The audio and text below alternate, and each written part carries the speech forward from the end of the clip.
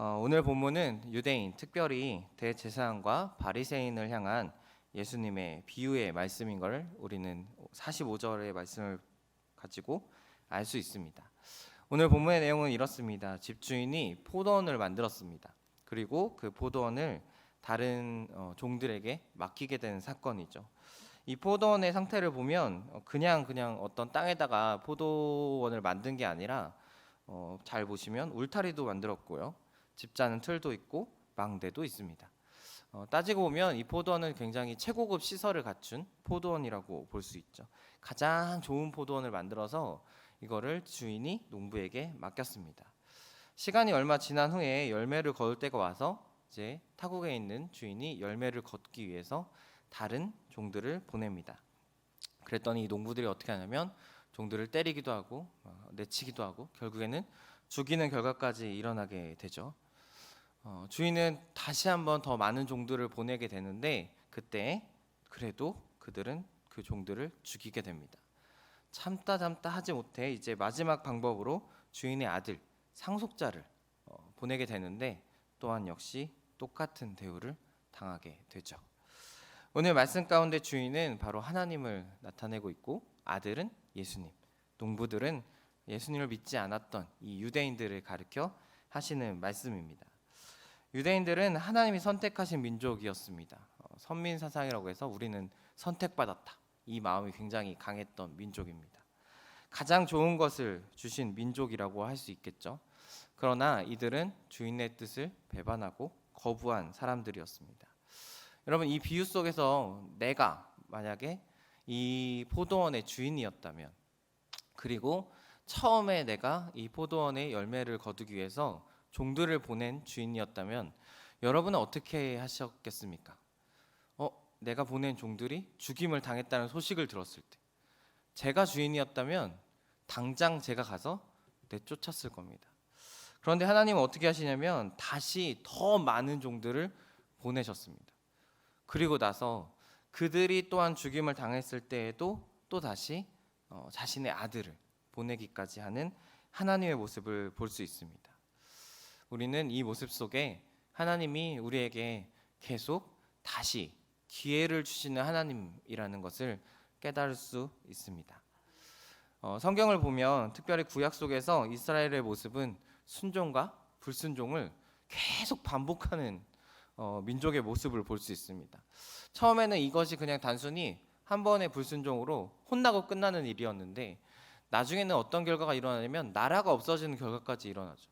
그러면서 하나님이 말씀하죠. 순종하면 내가 너희를 살려줄게. 너희를 잘 되게 해줄게. 그런데 나라에서 돌아오고 포로에서 돌아와서도 결국 이거를 반복하게 됩니다. 그러다가 결국 하나님은 예수님을 보내셔서 다시 한번 이들에게 말씀하시죠. 회개하라.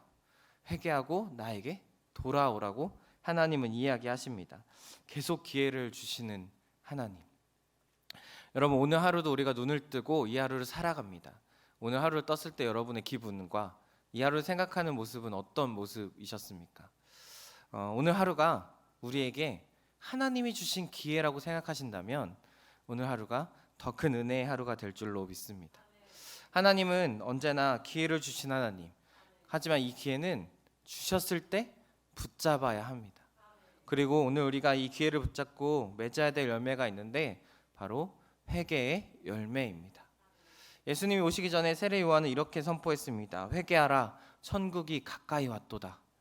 예수님이 또한 공생을 시작하기 전에 때가 찼고 하나님 나라가 가까이 왔으니 회개하고 복음을 믿으라 라고 선포하십니다. 그리고 예수님 공생의 당시에 유대인들을 향해서 너희는 회개에 합당한 열매를 맺으라 라고 하면서 권면하고 계십니다. 하나님이 기회를 주시는 이유는 하나님이 아직 이 땅에 찾아오시지 않은 이유는 아직도 믿지 않은 그 영혼들이 돌아오기를 바라시는 하나님의 사랑의 증거인 줄로 믿습니다. 여러분에게도 오늘 이 하루가 기회의 하루가 되기를 축복합니다. 특별히 이 하루를 살아갈 때 하나님이 이 하루를 다시 살게 하셨으니까 다시 하나님 앞에 회개의 열매를 맺고 다시 하나님 앞에 돌아가는 여러분이 되기를 축복합니다. 오늘 살아가실 때 회개에 합당한 열매로 주 앞에 드리는 여러분이 되기를 축복합니다. 농부들이 종들과 아들을 죽인 이유가 여러분 뭐라고 생각하십니까? 얼핏 생각하기로는 이 포도원을 얻고자 하지 않았을까라고 생각이 듭니다. 그런데 말씀을 좀 더 읽어보면 조금 더 명확한 이유를 찾을 수 있을 것 같습니다. 우리 40절 말씀 한 번 더 읽어볼까요? 오늘 본문 40절입니다. 그러면 포도원 주인이 올 때 그 농부들을 어떻게 하겠느냐? 이렇게 예수님이 다시 한번 그 대안에 대해서 물으십니다. 그러자 유대인들이 대답합니다. 41절입니다. 그들이 말하되 그 악한 자들을 진멸하고 포도원은 제때에 열매를 바칠 만한 다른 농부들에게 새로 줄지니이다. 그들이 뭐라고 얘기하냐면 그들은 다 없애고 다른 농부들에게 주는데 그 농부들의 모습이 어떠하냐면 제때 열매를 맺을, 제때 열매를 바칠 수 있는 다른 농부들에게 이 포도원을 맡겨야 합니다라고 이야기를 합니다. 바꿔 생각해 보자면 지금 현재의 농부들이 어땠냐면 포도원에서 제때 그 열매를 맺게 하지 못한 농부들, 그러니까 간단히 얘기해서 실력이 없었다라는 거죠. 이 집주인이 이제 종을 보냈는데 당장 바칠 열매가 없었던 거예요. 그러니까 왔는데 자기들의 실력 부족함은 인정하지 못하고 이 종을 이제 보내야 되니까 결국 죽이는 결과가 생겨나게 됩니다. 문제는 이 주인은 농부를 이제 뽑을 때 이 농부가 어떤 실력을 가지고 있을지 사실은 알고 있었다라는 사실입니다. 그래서 농부는 사실 속이지 않았어야 해요. 내가 부족해서, 내가 연약해서 아직 맺지 못했습니다라고 얘기했다면, 그렇다면 주인은 긍휼을 베풀어 주었을 겁니다. 하나님이 이스라엘을 선택하는 과정도 그러했습니다. 하나님이 이스라엘을 아주 강권적으로 그냥 나타나셔서 선택하셨는데 나중에 신명기 7장 7절을 보면 뭐라고 말씀하시냐면 여호와께서 너희를 기뻐하시고 너희를 택하심은 너희가 다른 민족보다 수요가 많기 때문이 아니라 너희는 오히려 모든 민족 중에 가장 적으니라. 이스라엘이 가장 작고 연약했기 때문에 내가 너희를 택했다라고 이야기를 하십니다. 하나님은 이와 동일하게 우리의 연약함을 하나님은 다 알고 계십니다. 하나님 앞에 나아가서 우리가 숨길 게 무엇이겠습니까? 하나님, 내가 잘했는데 아직 안 됐으니까 좀 나의 죄를 가리고 하나님 앞에 그럴 것이 아니라 하나님, 나 연약합니다. 하나님, 내가 부족합니다 라고 인정하는 여러분이 되기를 축복합니다. 하나님은 이렇게 말씀하십니다. 이와 같이 성령도 우리의 연약함을 도우시나니. 하나님 성령을 보내신 이유가 우리가 연약하기 때문이라고.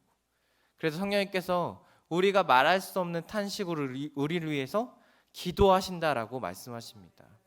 하나님은 우리에게 너 강하고 담대하게 굳건하게 완벽하게 이 땅에 살아가라 이렇게 말씀하시는 것이 아니라 너 연약한 존재야. 하지만 내가 널 도와줄게. 이렇게 이야기하고 계십니다. 여러분, 오늘 하루 살아갈 때 우리의 연약함을 인정합시다. 주님 앞에 진실함의 열매를 맺는 여러분이 되기를 축복합니다. 우리의 모습을 가리워서 나가는 것이 아니라 솔직하게 주 앞에 고백하고 그때 주님이 우리에게 도우시는 힘을 주시는 줄로 믿습니다. 우리의 연약한 그 순간이 하나님의 가장 강한 순간입니다. 나의 연약한 그 환경이 하나님이 가장 강하게 역사하시는 순간입니다. 우리의 연약함이 주의 은혜의 시간으로 바뀌어지기를 축복합니다. 우리의 연약함이 하나님의 강함으로 바뀌어지기를 축복합니다. 내가 할 수 없는 그 순간, 그 시간이 하나님이 일하시는 바로 그 순간이 되기를 여러분 축복합니다. 오늘 진실함의 열매를 통해 이 하나님을 경험하는 여러분이 되기를 축복합니다. 마지막으로 맺을 열매는 바로 하나님 나라의 열매입니다. 오늘 본문 43절 말씀 우리 한 번 더 읽어보겠습니다. 시작. 그러므로 내가 너희에게 이르노니 하나님의 나라를 너희는 빼앗기고 그 나라의 열매 맺는 백성이 받으리라. 아멘. 포도원 농부의 목표는 무엇이었을까요? 당연히 포도나무의 열매를 맺는 것이었을 겁니다. 하나님 나라의 백성의 목적은 무엇일까요? 바로 하나님 나라의 열매를 맺는 것입니다. 이들은 열매를 맺지 못했고 결국 그 포도원을 빼앗기고 다시 열매를 맺는 백성들이 하나님 나라에 들어가게 될 거다라고 하나님은 이야기하고 계십니다. 오늘 이 하루를 살아갈 때 여러분 하나님의 열매를 맺는 여러분이 되기를 축복합니다. 성경에 많은 열매들이 있지만 특별히 우리가 기억하고 가장 많이 들었던 열매, 성령의 열매가 있습니다. 성령의 열매, 사랑과 희락과 화평과 오래 참음과 자비와 양성과 충성과 온유와 절제. 이 많은 열매들이 우리의 삶에 맺혀지기를 축복합니다. 사실 이 열매들이 여러 가지 9가지 열매인데 우리가 이걸 들을 때 보통 이렇게 생각하거든요. 오늘은 충성의 열매를 맺어야겠다. 오늘은 자비의 열매를 맺어야겠다. 그런데 이 글을 이제 잘 보면 이 열매들은 사실 하나의 열매입니다. 성령의 열매 안에 쉽게 얘기하면 이 열매 안에 9가지의 씨가 있는 거예요. 이 9가지를 다 맺혀서 하나의 열매를 만드는 게 성령의 열매입니다. 이렇게 우리는 열매를 맺기 편한 쪽을 선택하잖아요. 오늘 하루는 그렇게 하지 마시고 하나님 내게 성령의 열매를 주옵소서. 이 9가지 열매가 우리에게 모두 맺혀지는 은혜가 이 하루 가운데 있기를 축복합니다. 또한 우리가 맺어야 될 열매가 있습니다. 바로 맡기신 자리, 바로 이 포도원에서 포도 열매, 하나님이 원하시는 열매를 맺는 것입니다. 이 열매는 무엇이냐면 만약 내가 회사원이라면 그 회사 일을 열심히 하는 것, 내가 만약에 사업을 하는 사람이라면 그 사업을 하나님이 주신 그 사업을 하나님이 주신 방법대로 이루어가는 것, 내가 학생이라면 공부를 내가 맡은 자리에서 하나님이 맡기신 그 일들을 하나님의 방법대로 하는 것, 그것이 오늘 우리가 맺어야 될 하나님 나라의 열매인 줄로 믿습니다. 여러분 한번 생각해 보세요. 내가 크리스찬인데 내가 하나님을 믿는 백성으로서 회사에서 일을 잘한다면 그것이 결과적으로 어떻게 되죠? 하나님을 알릴 수 있는 기회가 되고 예수를 나타내는 기회가 될 것입니다. 오늘 여러분의 삶에 충실하게 살아감으로 인해서 우리의 삶에 하나님을 나타내시고 예수 그리스도를 나타내시고 하나님 나라의 열매를 맺는 여러분이 되기를 축복합니다. 하나님, 오늘 이 하루를 주님이 주셨습니다. 오늘 하루를 살아갈 때 회개의 열매, 진실함의 열매, 하나님 나라의 열매를 통해서 여러분 이 하루가 정말 주님이 주신 기회의 하루, 축복의 하루가 되기를 축복합니다. 기도하겠습니다.